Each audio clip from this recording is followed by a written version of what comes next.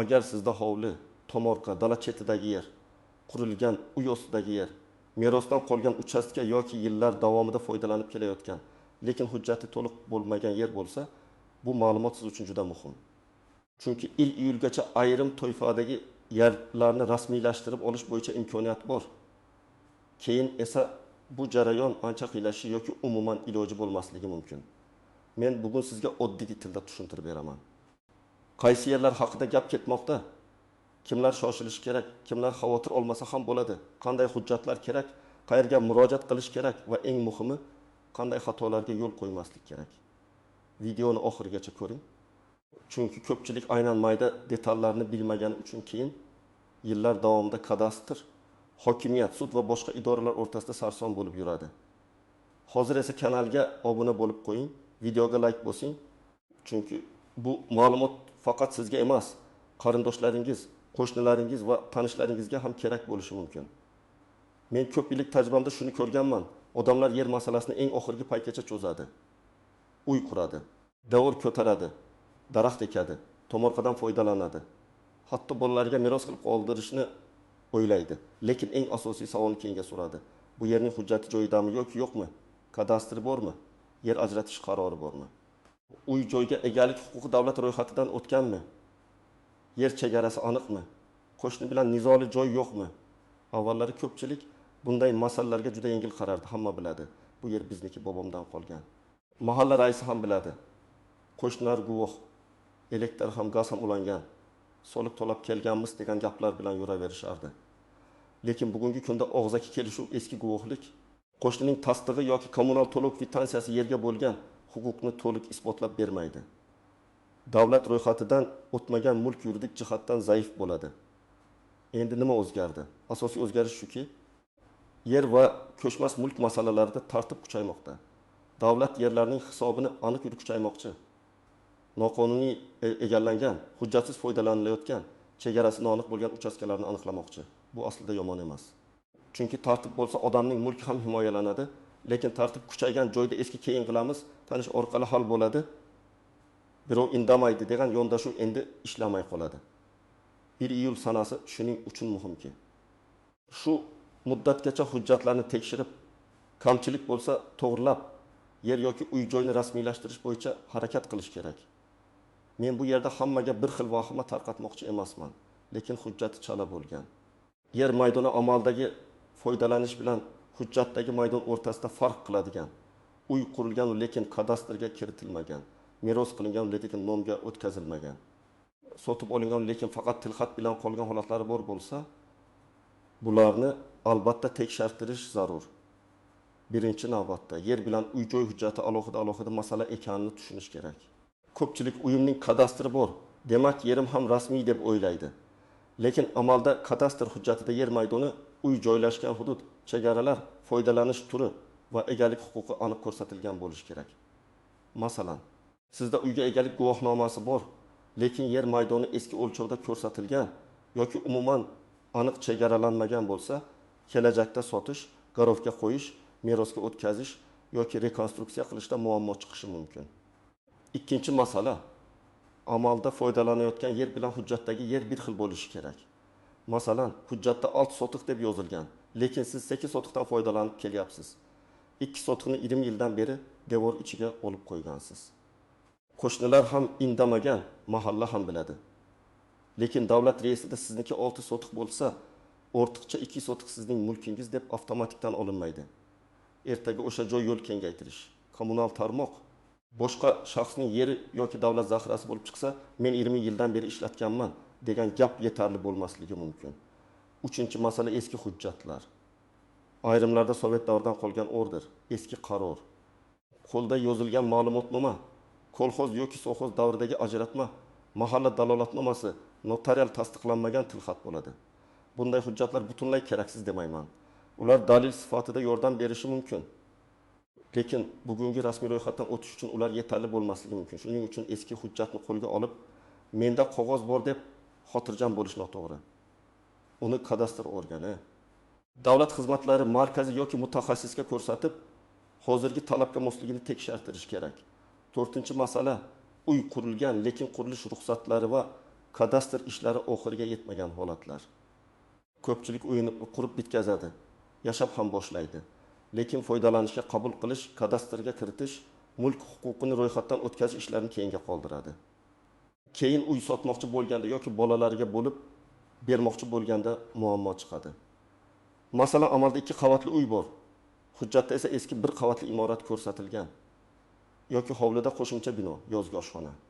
Garaj qurilgan, lekin kadastr planida yo'q. Bularning hammasi keyinchalik rasmiy bitimlarda to'siq bo'lishi mumkin. Men birinchi navbatda hujjatsiz yoki hujjati chala yerda yashayotganlarga murojaat qilaman. Agar sizda faqat eski tilxat bo'lsa, faqat og'zaki kelishuv bo'lsa, faqat mahalla guvohligi bo'lsa, bu juda xavfli holat. Masalan, odam 15 yil oldin qo'shnisidan 400 sotix yer olgan, 30 million so'm bergan, lekin notarius orqali rasmiylashtirmagan. O'sha paytda aka-uka orasida hujjat nima qiladi deyilgan. Endi sotgan odam vafot etgan. Uning farzandlari esa bu yer otamiz ketdi deb chiqishi mumkin. Sizda uy qurilgan bo'lsa ham hujjat bo'lmasa isbotlash juda qiyinlashadi. Ikkinchi guruh meros masalasini rasmiylashtirmaganlar. Ota yoki ona vafot etgan, hovli hali ham ularning nomida turibdi. Farzandlar yillar davomida kelishib yashayapti. Lekin meros ochilmagan, notariusga murojaat qilinmagan, kadastr nomiga o'tkazilmagan. Bugun hamma aka-uka yaxshi bo'lishi mumkin, lekin ertaga kimdir ulushini talab qiladi. Kimdir sotmoqchi bo'ladi, kimdir qarzga kirib qoladi. Kimdir chet elga ketadi. Hujjat rasmiy bo'lmasa, nizo boshlanadi.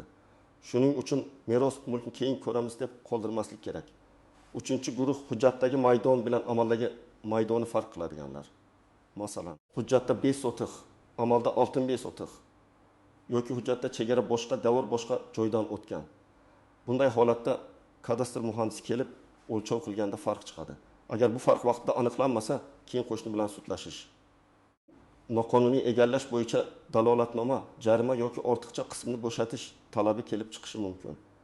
4-guruh dala hovli, bog', dehqon xo'jaligi, tomorqa yoki vaqtincha foydalanishga berilgan yerlarni o'z holicha boshqa maqsadda ishlatayotganlar. Masalan, dehqonchilik uchun berilgan joyga uy qurib qo'yilgan yoki bog' yerida doimiy yashash uchun imorat qurilgan yoki tomorqa sifatida ajratilgan yer savdo do'koni, ombor servis yoki ustaxona sifatida ishlatilmoqda. Yerning maqsadli foydalanish turi hujjatda qanday ko'rsatilgan bo'lsa, amalda ham shunga mos bo'lishi kerak. Aks holda rasmiylashtirish jarayonidan muammo paydo bo'ladi. 5-guruh yaqinda sotmoqchi, garovga qo'ymoqchi yoki bolalariga bo'lib bermoqchi bo'lganlar. Bank kreditida, ipotekada, notarial oldi sotdida hujjatlar juda sinchiklab tekshiriladi. Agar yer chegarasi noaniq bo'lsa, kadastr yangilanmagan bo'lsa, mulk egasi vafot etgan bo'lsa, bino hujjatda ko'rsatilmagan bo'lsa, bitim to'xtab qoladi. Shuning uchun sotadigan paytda rasmiylashtiraman degan yondashuv ko'pincha zarar keltiradi. Chunki xaridor kutmaydi, bank kutmaydi, muddat esa o'tib ketadi.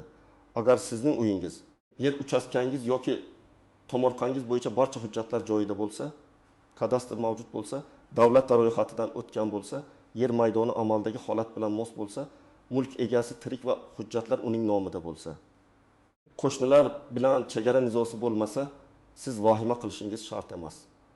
Lekin baribir tekshirib qo'yish zarar qilmaydi. Chunki ba'zan odam kadastr bor deb o'ylaydi. Lekin elektron bazada eski ma'lumot turadi yoki hujjatdagi maydon bilan hozirgi kadastr xaritasi mos kelmaydi. Masalan, bir odamda 2005 yilda olingan kadastr bor. U hujjatni sandiqda saqlab kelgan, o'zi xotirjam. Lekin elektron tizimga o'tkazishda ayrim ma'lumotlar noto'g'ri kirgan bo'lishi mumkin. Familiyada bitta harf xato, maydonda 0,06 gektar o'rniga 0,06 gektar yozilgan yoki uy raqami o'zgargan. Bunday xatolar hozir ko'rinmaydi. Lekin notariusga borganingizda chiqadi. Shu sababli hujjati bor odam ham kamida bir marta kadastr ma'lumotlarini tekshirtirib qo'yish kerak. Yana bir misol, siz 6 sotix hovlida yashaysiz, kadastr ham bor, soliq ham to'laysiz. Lekin hovlining bir burchagidan suv tarmog'i, gaz quvuri yoki elektr liniyasi o'tgan bo'lishi mumkin. Bu joyda himoya zonasi bo'ladi. Siz u yerga bino qurgan bo'lsangiz, kelajakda tarmoq ta'miri yoki davlat ehtiyoji bo'yicha muammo chiqishi mumkin.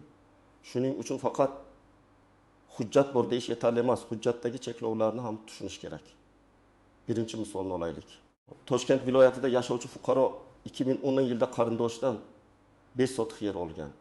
Pul bergan, lekin notarius orqali rasmiylashtirmagan. O'sha yerga uy qurib 12 yil yashagan. Elektrni qo'shnisining nomidan ulagan.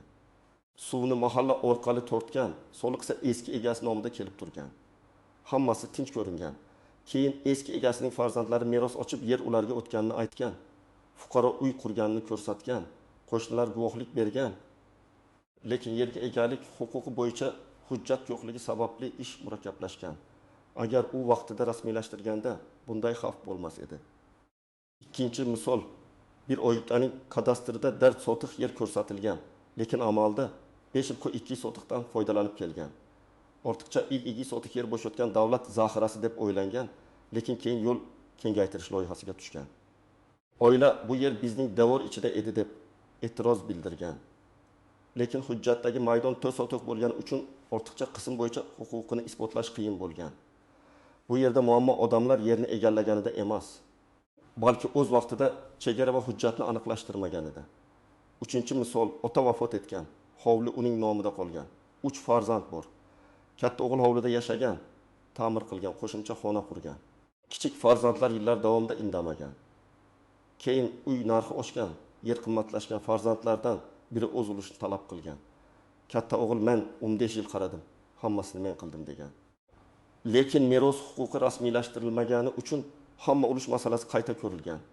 Agar vaqtida notariusga borilganida kimga qancha ulush tegishi, kim voz kechishi, kim egalik qilishi aniq bo'lardi. 4-misol, dehqon xo'jaligi uchun ajratilgan yerda kichik uycha qurilgan. Avvalga faqat mavsumiy dam olish uchun ishlatilgan. Keyin doimiy yashash boshlandi. Bolalar ham shu yerga ro'yxatga qo'yilmoqchi bo'ldi. Ammo yerning maqsadi uy-joy qurish emas, qishloq xo'jaligi faoliyati bo'lgani uchun muammo tug'ildi. Yerning toifasi va maqsadli foydalanish turi mos bo'lmasa, qurilgan imoratni rasmiylashtirish ham qiyinlashadi. Shuning uchun yer sotib olayotganda yoki foydalanayotganda faqat narxiga emas, hujjatdagi maqsadiga ham qarash kerak. Endi eng muhim nozik joylarga o'tamiz. Birinchi nozik jihat. Har qanday hujjatsiz yer ham avtomatik rasmiylashtirilavermaydi. Ba'zi odamlar iyulgacha borsam, hammasini qonuniy qilib berishadi deb o'ylashi mumkin. Yo'q, bunday emas. Yerning joylashuvi toifasi davlat reyestridagi holati. Boshqa shaxsga ajratilgan, ajratilmagani, muhofaza zonalarida joylashgan, joylashmagani, sud nizosi bor yo'qligi tekshiriladi. Agar yer yo'l, ariq, kanal, qabriston, maktab, bog'cha davlat ehtiyoji. Muhandislik tarmoqlari yoki boshqa taqiqlangan hududga kirsa, uni rasmiylashtirish juda murakkab yoki imkonsiz bo'lishi mumkin. Ikkinchi nozik jihat, sotuvchi yoki qarindoshning gapi hujjat o'rnini bosmaydi. Men ko'p eshitaman. Hokimiyatdagi tanishim hal qilib beradi. Kadastrchi tanish bor.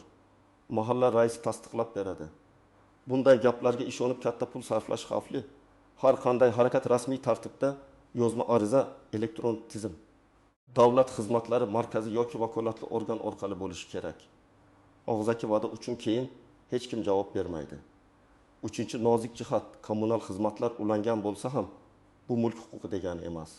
Elektr hisoblagich, gaz shartnomasi, suv kvitansiyasi, chiqindi to'lovi yoki soliq to'lovi ayrim holatlarda yordamchi dalil bo'lishi mumkin, lekin yerga egalik huquqini to'liq bermaydi. Masalan, siz 10 yil elektr to'lagansiz. Lekin elektr shartnomasi faqat foydalanish faktini ko'rsatadi. Yer sizniki ekanini esa kadastr va davlat ro'yxati tasdiqlaydi. 4-nozik jihat. Amnistiya yoki soddalashtirilgan tartib degan gaplarni ham to'g'ri tushunish kerak. Soddalashtirilgan tartib bo'lsa, bu hamma narsa tekshirilmaydi degan emas. Aksincha, hujjatlar, xarita, chegaralar, qo'shni e'tirozi, yerning bo'sh yoki bandligi baribir ko'riladi. Faqat ayrim jarayonlar yengillashtirilishi mumkin. Shuning uchun baribir o'tadi deb hujjat tayyorlamay borish noto'g'ri. 5-nozik jihat qo'shni bilan chegara masalasi. Agar davr eski bo'lsa, ko'chib ketgan bo'lsa yoki sizning tomoningizga yoxud qo'shni tomonga siljigan bo'lsa, kadastr o'lchovida nizo chiqadi. Qo'shni men rozi emasman desa, jarayon to'xtashi mumkin. Shuning uchun oldindan qo'shni bilan gaplashib, chegarani aniqlashtirib, agar kerak bo'lsa dalolatnoma tuzish foydali. Lekin qo'shni bilan kelishuv ham rasmiy hujjatlarsiz yetarli emas, faqat jarayonni osonlashtiradi. 6-nozik jihat. Yerda noqonuniy qurilish bo'lsa, faqat yer hujjati bilan masala tugamaydi. Imoratning qurilish me'yorlariga mosligi, xavfsizligi, qizil chiziqqa chiqib ketmaganligi, yo'l yoki ariqni yopmaganligi ham ahamiyatli. Masalan, siz davorni ko'chaga 20 metr chiqarib qurgan bo'lsangiz yoki ariq ustiga beton quyib do'kon qilgan bo'lsangiz, bu joyni rasmiylashtirish juda qiyin bo'ladi. Chunki umumiy foydalanishdagi hududni egallashga odatda ruxsat berilmaydi. Endi amaliy qismga o'tamiz. Men sizga bosqichma-bosqich nima qilishni aytaman. Birinchi qadam: uydagi barcha hujjatlarni yig'ing. Eski kadastr, hokim qarori, yer ajratish hujjati, oldi sotdi shartnomasi, meros guvohnomasi, hadya shartnomasi, order, qurilish ruxsati, foydalanishga qabul qilish davlatnomasi, soliq kvittansiyalari, kommunal shartnomalar, eski xartalar. Mahalla ma'lumotnomalari bo'lsa, hammasini bitta papkaga soling. Keraksiz deb tashlab yubormang. Ba'zan eng eski qog'oz ham dalil sifatida kerak bo'ladi. Ikkinchi qadam: kadastr ma'lumotlarini tekshirtiring. Buning uchun davlat xizmatlari markaziga borishingiz yoki MyBokkok.uz orqali elektron xizmatlardan foydalanishingiz mumkin. Agar internetdan foydalanishni bilmasangiz, yaqinlaringizdan yordam so'rang. Lekin ariza hujjatlarda o'zingizning ma'lumotlaringiz to'g'ri kiritilayotgan albatta tekshiring. Familiya, ism, otasining ismi, pasport yoki ID karta ma'lumotlari, manzil, uy raqami, yer maydoni, kadastr raqami xatosiz bo'lishi kerak. Uchinchi qadam: amaldagi maydonni hujjat bilan solishtiring. Agar imkon bo'lsa, malakali kadastr muhandisini chaqirib, yer chegarasini o'lchating. Hujjatda 600 kvadrat metr yozilgan bo'lsa, amalda ham shuncha bo'lishi kerak. Agar 600 yoki 700 kvadrat metr chiqsa, ortiqcha qism qayerdan paydo bo'lganini aniqlash zarur. Agar kam chiqsa ham muammo. Chunki hujjatdagi yerning bir qismini qo'shni yoki yo'l egallagan bo'lishi mumkin. 4-qadam: mulk egasi kimligini aniqlang. Hujjat kimning nomida? Ota-onangiz nomidami? Bobongiz nomidami? Vafot etgan odam nomidami? Sobiq turmush o'rtog'ingiz nomidami? Eski sotuvchi nomidami? Agar mulk egasi vafot etgan bo'lsa, notarius orqali meros masalasini hal qilish kerak. Agar sotib olingan bo'lsa, oldi sotdi shartnomasi bor yo'qligini tekshiring. Agar faqat tilxat bo'lsa, yurist bilan maslahatlashish kerak. Chunki bunday holatda oddiy kadastr murojaati yetmasligi mumkin. 5-qadam: yerning maqsadli foydalanish turini aniqlang. Hujjatda yakka tartibdagi uy-joy qurish uchunmi, tomorqa uchunmi, dehqon xo'jaligi uchunmi, bog'dorchilik uchunmi, tadbirkorlik obyektimi, ijara asosidami, doimiy foydalanish huquqimi, mulk huquqimi? Bularning farqi katta. Masalan, tadbirkorlik uchun yerda yashash, uy qurish yoki qishloq xo'jaligi yerda do'kon qurish oson masala emas. Shu sababli hujjatni o'qimay turib, yer meniki deyish xato. 6-qadam: ariza bilan rasmiy murojaat qiling.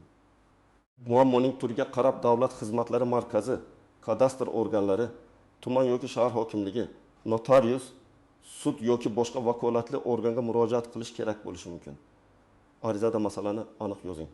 Foydalanib kelayotgan yer uchastkasini rasmiylashtirish, kadastr ma'lumotlarini aniqlashtirish, mulk huquqini davlat ro'yxatidan o'tkazish, meros huquqini rasmiylashtirish, chegarani aniqlash kabi. Umumiy yerimni qilib bering degan ariza ko'pincha yetarli bo'lmaydi. 7-qadam: barcha javoblarni yozma oling. Agar sizga og'zaki bo'lmaydi deyishsa, yozma javob so'rang. Nega bo'lmaydi? Qaysi hujjat yetishmayapti? Qaysi qonun yoki tartibga asosan rad etildi? Qanday kamchilikni bartaraf qilish kerak? Yozma javob bo'lsa, keyin yuqori tashkilotga shikoyat qilish, sudga murojaat qilish yoki hujjatni to'g'rilash osonlashadi. Og'zaki gap esa havoda qolib ketadi. 8-qadam: shoshilinch pul berib yubormang. Men iyulgacha ulgurish kerak, tezroq pul bering. Hammasini qilib beraman degan vositachilar chiqishi mumkin. Men bunday holatlarda juda ehtiyot bo'lishni maslahat beraman. Davlat boji, rasmiy to'lov, kadastr xizmati haqi bo'lsa, uni rasmiy kvitansiya bilan to'lang.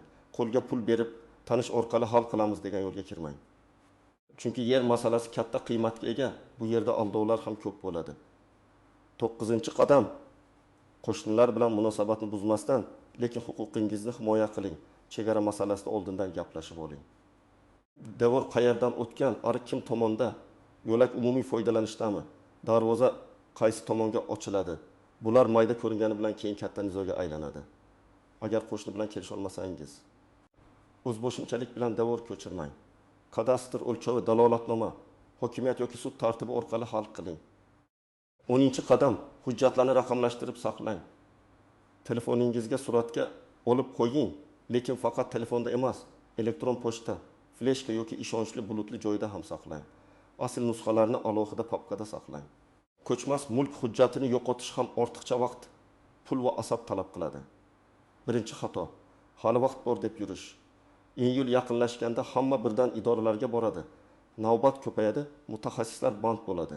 O'lchov ishlari cho'ziladi, bitta hujjat yetishmasa yana vaqt ketadi. Shuning uchun oxirgi haftani kutmang. Bugun hujjatlarni yig'ing, erta tekshirib, keyin rasmiy ariza bering. Ikkinchi xato: boshqa odamning tajribasini o'ziga to'liq ko'chirish. Qo'shningizning yer rasmiylashgan bo'lsa, sizniki ham albatta rasmiylashadi degani emas. Chunki har bir yerning huquqiy holati boshqacha. Bitta ko'chada turgan ikki hovlining biri eski qaror bilan ajratilgan, ikkinchisi davlat zaxirasiga kirgan, uchinchisi yo'l himoya zonasida bo'lishi mumkin. Uchinchi xato: hujjatdagi kichik xatoga beparvo qarash.